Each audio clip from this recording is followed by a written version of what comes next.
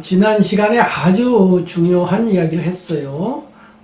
대행 스님이 일반인으로부터 종교인의 단계로 접어드는 이야기. 아주 결정적인 변곡점이죠. 부처님으로 치면은 보리수 아래에서의 사건 같은 거죠. 물론 이제 한마음서는 신자님들의 입장에서는 부처님의 보리수 사건이지만 비판자 입장에서 보면 전혀 그렇지 않은 그런 사건입니다만 어쨌든 그 사건을 통해서 대행 스님의 삶은 일변한단 말이에요. 종교인이 되었어요. 그러죠. 예. 그래서 이제 그 다음 이야기, 그렇게 돼서 그 다음 이야기를 좀 듣고 싶습니다. 이제 그 소위 말하는 심령 아빠, 대행 스님이 불바퀴 체험을 하고서 비몽사몽간에 병을 앓을 때에 나타난 허연 수염을 기른 그 흰옷을 입은 산신령 모습의 그 아빠를 만나게 되지 않습니까? 거기서 이제 설법 하나를 듣게 되죠. 그게 곧 죽어야 나를 보리라 라고 하는, 대행 스님이 후에 제자와 신도들에게 그렇게 고구정령 강조했던 말, 죽어야 나를 보리라 라고 하는 그런 아빠의 말을 듣고 집을 떠나게 됩니다. 그때 나이가 24살이에요. 가출을 하는 건가요? 그렇죠. 이제 가출인데 대행 스님은 그걸 갖다가 출가라고 이제 얘기를 했습니다. 출가나 가출이나 어쨌든 근데 살림집을 나오는 거니까. 중요한 것은 뭐냐면 여기서 간과할 수 없는 부분이 있습니다. 대행 스님의 출가가 무슨 최초의 출가가 오대산의 대선지식으로 유명했던 하남대종사, 하남 스님을 통해서 무슨 출가가 이루어졌다 개인적으로 보고서 대행 스님이 법기인 줄 알고 불러다가 뒷곁에서 뭐 불러가지고 머리를, 단호 스님 불러가지고 삭도를 가져오게 한 다음 그 머리를 밀어주면서 뭐 법명을 주고 뭐 이랬다고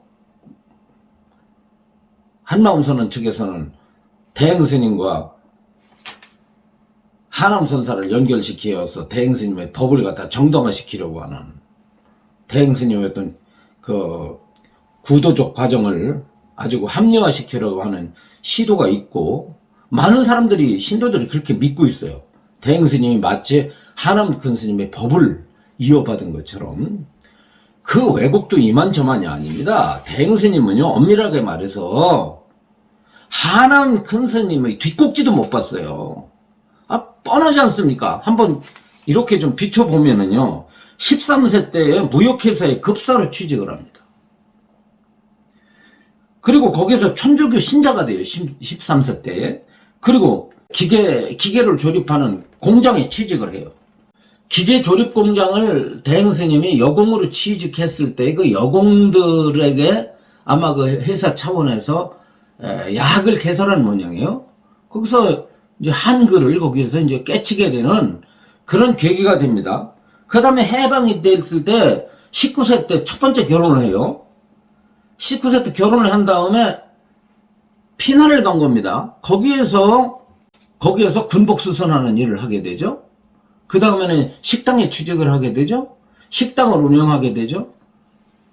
거기서 실패해가지고 한 번 자살을 시도하다가 뜻대로 되지 않아가지고 가전 고생을 하다가 다시 서울로 올라와서 부모를 만나게 됩니다. 부모를 만나가지고는 다시 미군 부대 앞에서 그 수선집을 운영하게 되죠. 수선집을 운영하게 되다가 뭘 한 겁니까? 불바퀴를 체험한 거예요. 불바퀴 체험하고 나서 거기서 아빠의 뜻에 의해서 소위 말하는 집을 떠나게 됩니다. 아니 생각해 보세요. 이렇게 쭉 이어보면 무슨 대행 스님이 구두심이 있어 가지고 19살 때 천주교 신자였었는데 20살까지 천주교 신자였고 21살까지도 신자였고 22살까지도 신자였어요. 이때까지만 해도 불교와 연관이 전혀 없었다. 그런데 무슨 대행 스님이 한엄 스님하고 운운합니까? 이건 완전히 이것을 갖다가 둘 중에 하나죠. 속고 있던지 아니면 죄송합니다. 사기치는 거지. 그런데 누가 사기쳤겠습니까? 대행 스님 자신이 사기를 친 거예요. 종교적 사기입니다. 이것은 사실이 아니에요. 그걸 누가 증명합니까? 최소한 너무나 일생이 치밀하게 기술되어 있는 한마음선언 측에서 그렇게 싫어할 수 있는 이 씨앗을 뿌림이라고 하는 이 초창기 대행스님의 육성, 대행스님의 육성 속에 들어잡혀 있는 이것은 뭐겠습니까? 교단을 바로 후대 차린 거죠. 이것으로 인해서 이생교라고 하는 호칭을 듣게 됩니다. 이 모습을 통해서. 자, 이런 것들이 대행스님의 행적이에요. 여기 행적 어디에 대행스님이 어디에 한엄스님과 연결이 있습니까? 왜 그런 대망언을 짓냐 이거야. 자신이 과거를 잘못된 과거 수행적으로 잘못됐다는 얘기입니다.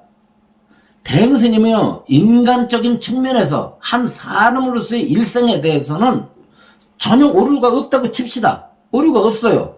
그렇게 살아갈 수밖에 없는 일생이었으니까 그분이 선택하고 싶어서 한 선택이 아니에요. 그러나 이런 부분은 대행스님이 최소한 죽어야 나를 보리라고 할 만큼 그렇게 구도적이었고 오늘날 선사라고 그렇게 극찬받아야 될 그런 입장에서 그런 시각에서 한함 운운하는 것은 이것은 위로는 불조를 속이고 아래로는 모든 중생을 희롱하고 삿된 길에 떨어뜨리려고 하는 이건 매우 잘못된 용서할 수 없는 이런 대망하다.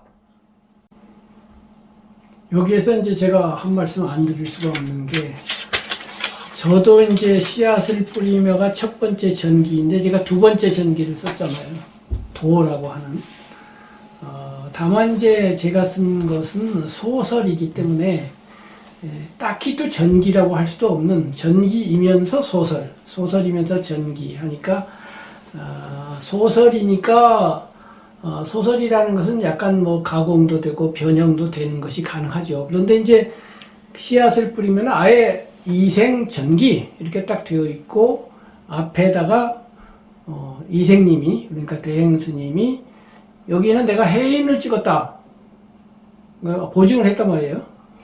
그런데 이제 제가 쓴 소설에는 그런 해인을 찍지도 않았고 그렇게 했으니까 약간의 변명이 될 여지는 있으나 어쨌든 전기는 전기이고 그 전기에서 지금 말씀하신 하남 큰 스님이 소녀 대행에게 비구니를 만들어주는 기록을 제 손으로 제가 썼단 말이에요. 아, 그랬습니까? 네. 그래서 이제 저로서 이게 좀 곤란한 거예요. 곤란한 건데 이제 그때는 그것이 사실이라고 믿고 그분의 말씀을 정직하게 인정하면서 썼는데 지금 말씀을 들어보면은 그때 천주교 신자였고 아무런 근거가 없단 말이에요. 그러니까 거짓이다 이렇게 된 거예요. 그러면 나도 속았다 이렇게 된 건데 나도 속았거나 말거나 잘못된 걸 내가 써가지고 많은 사람이 그걸 읽고 신자가 되거나 또는 대행 스님에 대한 호의적인 느낌을 가졌을 터이니 제 순수성 면에서는 제가 죄가 없으나 결과론 면으로는 내가 죄를 지은 거예요. 그러니 이걸 어떻게 하면 좋으냐 해가지고 사실은 제가 이 영상을 만드는데 이렇게 함께 하는 것도 바로 이런 부분에 대한 나의 그 잘못을 어떻게든 바로 잡아야 되겠다. 이제 와서라도 라고 하는 마음이거든요. 그것이 하나고, 또 하나는 아까도 들어간 정직성 문제인데, 지난번에도 말씀드린 것처럼 정직이라는 건 너무나 중요한데, 거꾸로 김정빈이 그럼 너는 얼마나 정직하길래 그래? 라고 말하면 저도 또 부끄러워요. 그렇긴 하나, 다만 저는 정직을 몰라서 부정직하기는 해도, 내가 부정직할 때 너야 인마 그거 부정직이야 거짓말하지 마 그러면 아이고 잘못했습니다 라고 말하거든요. 근데 스님은 지금까지 이렇게 살펴본 바대로 하면 거짓말을 하고서 잘못했다고 하기는커녕 거짓말 위에 거짓말을 보태고 거짓말을 증폭시키고 확장하고 해서 거짓말 위에다가 거대한 지금 한마음스러운 건축물을 그 기초에 올려놓고 있단 말이에요. 그러면 아까 자기를 내가 죽어야 나를 보리라, 자기가 죽어야 나를 보리라 했는데, 정말로 죽는다는 건 정직 앞에 죽어야 되는데 죽는 것조차도 부정직하게 죽어가지고 죽는 게 아닌 게 된 거예요. 오히려 나를 죽인 게 아니라 나를 세운 거예요. 그렇죠. 예, 맞습니다. 나를 죽인다고 하는 이름하에 나를 세워서 부정직한 나를 세워놓고 그 부정직을 기초 삼아서 한마음 사상을 건축했다 이거예요. 자, 김 선생님, 그래서 그 부분을 제가 나올 때, 김 선생님과 저 나올 때, 저도 정직하지 못한 사람입니다. 평생 불교를 했지만은 그렇게 바르게 또 혁혁하게 살았다고 그렇게 자신감 있게 제가 말씀을 못 드리나, 최소한 제가 신념하고 있는 불교적 견해에 대해서는 그 부분에 대해서 저는 정말 정직하게 살았다고 생각을 해요. 대응스님과 마지막으로 결별했던 때 문제가 그런 것들도 거론을 했던 것입니다. 바로 있지도 않은 일들에 대한 어떤 그런 사건들을 만들어 놓고 그것들을 갖다가 대중들에게 그것을 주입시키고 그것을 통해서 대행의 위상을 높이려고 하고 있고, 마치 대행 자신이 불지에 도달한 것처럼 그렇게 만중생계에 심어주려고 했던 그 의도와 그 행위들을 그치게 된다고 생각했던 거죠. 대행 스님의 이와 같은 그 한엄 스님과의 있지도 않은 일종의 픽션 아닙니까? 그 픽션을 한마음선언 대중들 거의가 믿고 있다는 사실이고요. 밖에 있는 많은 신도들이 대행 스님은 하남 선사의 법을 받은 걸로 이렇게 착각들을 하고 있어요. 그러니까 이렇게 정리하면 어떨까요? 대행 스님이 어쨌든 종교적이든 무속적이든 무슨 체험을 하고 인격의 변화가 일어나서 변화는 일어났단 말이에요. 그 상태에서 현재는 이제 쭉 나와가지고 불교하고 연을 닿아서 불교 용어와 불교 철학에 입각해서 사상을 펴고 있는데, 만일이라도 그때 그쪽으로 안 나가고 처음 이생교라고 했던 것처럼 불교하고 아무 관련 없이 그냥 불교를 갖다 쓸 수도 있어요. 예를 들면 원불교도 불교 갖다 쓰지만 다른 종교잖아요. 그러니까 갖다 쓰되 나는 조계종 무슨 소속도 아니고 그냥 이생교야 하고서 주인공이든 심주 한마음이든을 주장했다면, 그거는 불교를 다루고 불교를 보호하고 싶고 불교를 홍보하고 싶은 법사님의 입장에서 가타부타 할 일이 아니죠. 이제 거론할 일이 아니죠. 중상교도 있고 천도교도 있으니까 그거 하나 있나 보다 그러면 되는데, 문제는 그것을 불교라고 하면서 하니까, 제가 유튜브 하면서 불교 채널도 있고 이제 문학 채널도 있는데, 불교 채널에서도 그런 거 했어요. 무아하고 참나를 토론하면서 제목을 뭐라고 붙였냐면, 불제자는 참나를 말하지 말라 그랬지, 불제자 아닌 사람이 뭐 참나를 말하든지 진화를 말하든지 무슨 상관이냐고. 그런데 불제자고 불교 안에서는 부처님이 무한 말씀하셨으니까 참나라고 하지 마라라고 했거든요. 그러면 불제자는 그러지 말라라는 것이지 아예 다른 종교로 갔으면 상관없다 이거죠. 이 갈림길에 대해서 생각이 나서 말씀드렸습니다. 그러면 하남 스님과 대행 스님의 관계를 설정해 놓고 그것을 마치 사실인 양 호도했지 않습니까? 최소한 그 호도는 정직하게 기록되어 있는 이 씨앗을 뿌리며라는 책에 근거해서 혹은 제가 한마음 선언에 들어가서 대행 스님을 만나 가지고 김 선생님이 등장하기 이전까지 대행 스님의 입에서는 하남이라는 글자도 나오지 않았습니다. 그것은 뭐냐면 대행 스님이 출가를 하고 나서 몇 년 안 돼 가지고 갑자기 김 선생님을 통해서 대선지식으로 이제 부각이 되는 그런 때예요. 때니까 대행 스님으로서는 자신의 어떤 이런 씨앗을 뿌리며라고 하는 과정을 이제는 버릴 때가 됐어요. 그래서 이 씨앗을 뿌리며를 해소하기 시작하고 그것을 사람들에게 내보이지 말라고 그렇게 최근에 들은 말인데 이 씨앗을 뿌리며 우리가 사본을 갖고 있잖아요. 정본을 가진 분도 따로 있지만은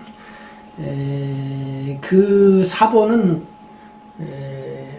서초동에 있는 국립도서관에서 사본을 해온 거란 말이에요. 그런데 최근에 누군가가 거기 가서 다시 보니까 사라졌어요. 정본이. 또 빌려갔다가 안 주면 되거든. 안 주고 벌금 좀 내면 되거든요. 뭐 꼭이 누가 했는지는 알 수 없으나 좀 이상하다 이런 생각이 들거든요. 그 회수라는 말을 하니까. 그러나 아무리 그렇게 회수를 하든 안 하든 간에 비록 사본일지라도 분명히 씨앗을 뿌리며라는 책이 있고 이 책이 너무 소중한 것이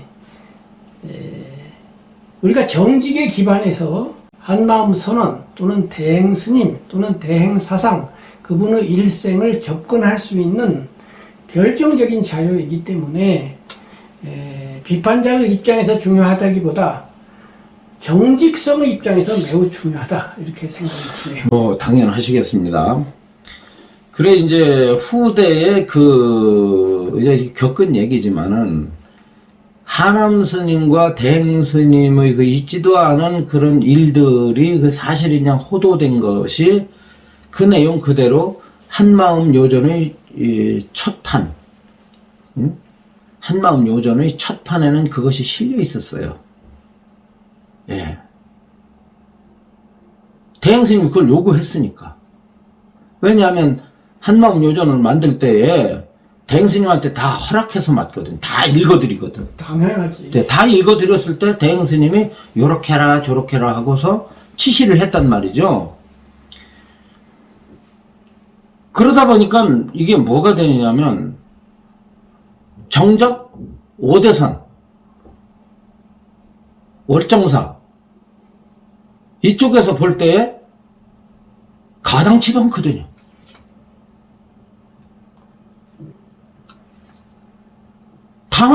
언제 하남 스님이 노점순이 그때 당시 노점순이라고 하는 대행 스님 존재는요 최소한 우리 김종빈 선생님이 등장하기 이전의 대행 스님에 대한 이미지는 불교계에서 썩 좋지 않았습니다.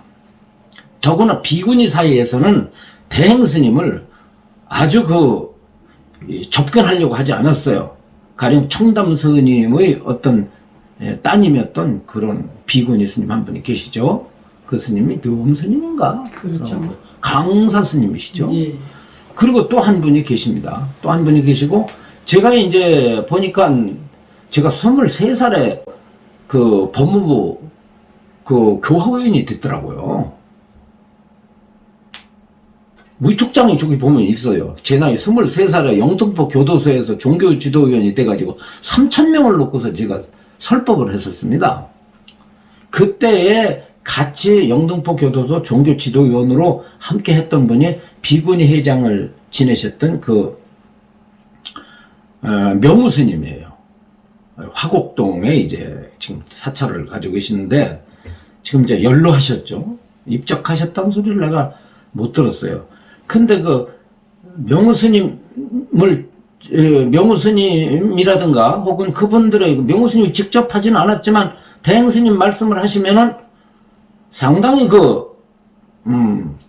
이렇게 그냥 웃고 말아요.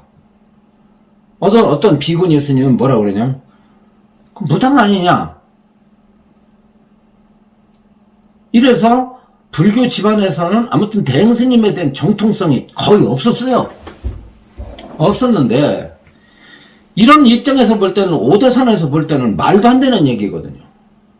더구나 신도들이 어떤 일을 했느냐면 그 주인공을 철저하게 믿고 대행 스님을 부처님처럼 떠받들던 이 순수한 신도들이 대행 스님의 행적비를 대행 스님이 머물던 치악산 상원사 근처에 그 수행기를 갖다 비석으로 세워서 거기를 세웠지 않습니까? 비석을 세웠잖아요.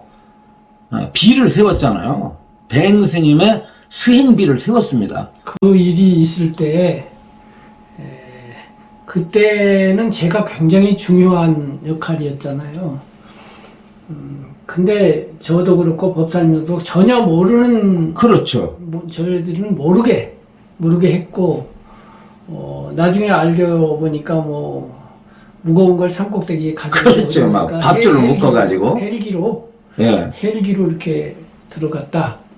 이제 그때 나중에 이야기하겠습니다만은 그런 열성 신도 집단이었던 심단회라고 있었잖아요. 네, 네. 그 심단회 팀들이 열성에서 했다고 하고 그런데 이제 그 뒷이야기로 가면 또 심단회의 마지막을 이야기하면 또 슬픈 이야기가 있습니다만 그 얘기는 굳이 할 필요는 없고 자, 그런 일이 있었죠. 자, 그래서 월정사 측에서 당장 폐해라. 비석을 당장 끌어내려라 그래가지고 세웠던 비석을 갖다가 그러니까 그 치악산은 월정사 산하는 아니죠. 아니지만 같은 관할권이죠. 그러니까 그 치악산에 올렸던 그 비문에 나는 비문을 모르는데 저도 몰라요. 내용에 하남 스님이 거론됐나 보다. 그렇죠. 예. 그러니까 비석 자체에서 하남 스님을 거론했으니까 그것을 문제 삼았다. 그리고 뭐냐면 문제를 상당히 심각하게 받아들이고 아마 한마음선은 대행스님 측에 항의를 했죠. 그래서 제가 잘 아는 오대산의 유명한 스님이 아주 극도로 비판을 했습니다. 무당 노릇하던 보살이 말이야. 이따 그러다가 출가를 하고 나서는 출가는 이제 늦게 하지 않습니까? 대행스님 출가는 해갑이 다 돼가지고 출가를 했으니까 이런 짓을 했다고 그래가지고 혹독하니 나무래서 이 두 번째 나온 한마음 요전은 그것이 삭제가 됐어요. 그랬다가 다시 이제 대행스님을 바라보는 그 부정적인 눈들이 이제 지금은 다 돌아가시고 다 이제 없다 보니까 다시 하남 스님과 대행 스님의 인연사가 다시 그것이 정당화되는 복구되는. 이런 원안으로 돌아가. 원안으로 돌아가는 이런 비겁한 행태가 이런 부정직의 행태가 계속된다는 것은 이것은 한마음 선언은 반성해야 합니다. 왜냐하면 부처님이 제자예요. 부처님한테 출가한 것이지. 부처님이 우선입니다. 불법을 망가뜨리고 있는 거예요. 그렇게 된다고 해서 대행 스님의 사상이 과연 선으로다가 얼마만큼 그것이 둔갑되고 그것이 세간에 역할을 하고 지속될지는 모르겠습니다만은 아마 정법을 지키는 팔부 신중들이 그냥 두지 않을 거예요. 그래서 지난 시간인가 한번 한마음 선언의 성주괴공 이야기를 했잖아요. 그때 제가 이제 한마음 선언에 다녀와서 한마음 선언의 괴 무너지는 과정을 보았다. 그래서 이렇게 좀 이렇게 쇠퇴할 거다라고 말을 했는데 제가 뭐 슬기가 부족하니까 지혜가 부족하니까 제 예측이 틀려가지고 듣기로는 내년에 이제 세계 비구니 대회라고 하는 게 한국에서 열린대요. 아마 그런 기회를 놓칠 한마음 선언이 아니죠. 이번에도 세계 비구니계의 거장들을 모아서 그런 세미나를 했으니까 이번에는 이제 한마음 선언이 주체가 아닌 아마도 비구니 회에서 주관하겠지만은 그 비구니 회 주관하는 그 세미나에 한마음 선언도 중요한 역할을 하고 싶어 할 거라고 생각이 돼요. 그리고 그것을 발판 삼아 정말 세계적인 비구니 사원이 되고 세계 불교계에도 영향을 미치는 훌륭한 성과를 낼는지 모르겠어요. 그러니까 제가 괴라고 불렀는데 괴는커녕 성에서 더욱 성성성 될런지도 모르겠다 이 말이에요. 그러니까 거기에서 두 가지 예측이 가능한 거죠.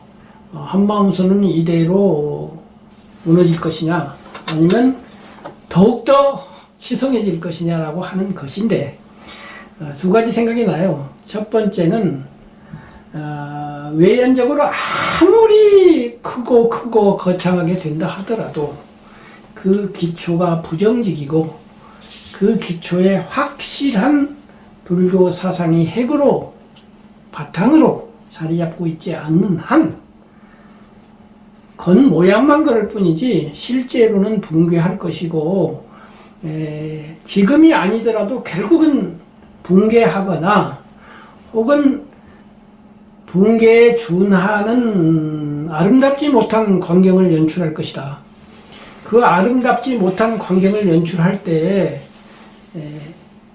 참 저도 거기에 큰 일조를 한 사람으로서 한편으로는 부끄러워하고 다른 한편으로는 슬퍼하면서 그러나 이러한 영상을 통해서나마 최소한도 도리는 한 것을 그나마 다행으로 여겨야 되지 않을까 이렇게 생각이 드네요. 네, 그렇습니다.